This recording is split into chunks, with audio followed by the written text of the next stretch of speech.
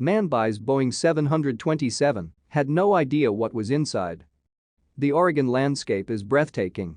The rolling mountains and patchworked green areas of farmland that border the forest attract adventure seekers from all walks of life. Hikers explore the creeks, nature trails, and wetlands in the area, but many come just to see the hulking beast that lies beneath the trees just west of Hillsboro. You'd expect the object to be in a museum, not hidden away in a forest. Those bewildered adventurers who are lucky enough to see it find themselves asking a million questions. Did it crash out here? Or had it been placed here for a reason? And just what was an old Boeing 727 doing out here, anyway? The Boeing 727 was known as one of the largest commercial planes in its day, large enough to bear up to 189 passengers.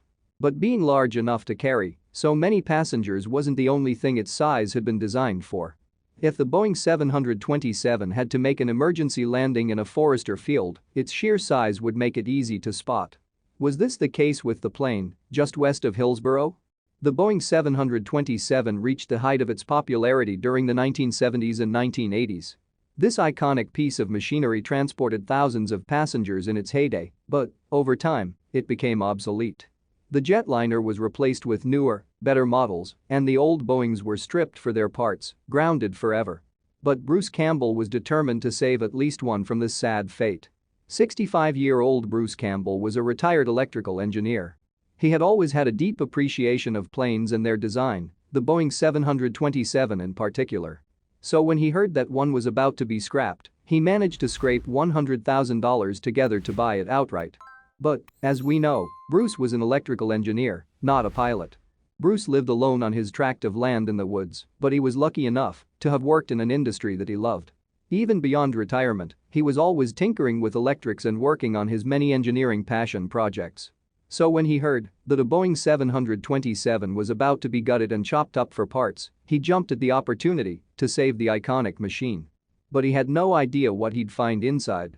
Bruce was already down $100,000, and he intended to spend a lot more on his new project. He removed all the seats in the old Boeing to reveal more than 1,000 square feet of floor space. He had an idea of what he wanted to do with the plane, but could he pull it off? When Bruce had spent the first $100,000, he fully expected his pet project to cost a lot more. The initial cost didn't even cover shipping and repairs, never mind the transformation he intended to make. All in all, the project was set to cost Bruce over $220,000. But how could he get that kind of money? Bruce began to look for ways to cut costs. He got in touch with a salvage company, and they began to clear out the plane. They took everything inside that was of any value, including the seats, trays, and even the carpeting. Bruce had bought the plane with all of its parts, save for one crucial piece, the engine. Because he was going to live in the plane, not fly it. Jetliners are masterful works of aerospace science, and their superlative engineering grace is unmatched by any other structures people can live within, Bruce explained. Retirement into an aerospace-class castle should be every jetliner's constructive fate. They should never be mindlessly scrapped. So, what does the interior of the plane look like now? The plane came with all the plumbing and wiring, but it didn't have a shower. Bruce tackled this problem by making an improvised cabin with hot and cold water, provided by an electric pump. It has a washing machine and a sink, but no fridge. Bruce likes to live off the land, and what little food he does buy he stores in cans in the aircraft home. He does all his cooking in a microwave or a toaster. The cockpit is where Bruce likes to have a bit more fun. Bruce calls the cockpit his cyber office. It's a light with various beeping lights, buttons, and wires, the perfect playground for a tech junkie like Bruce.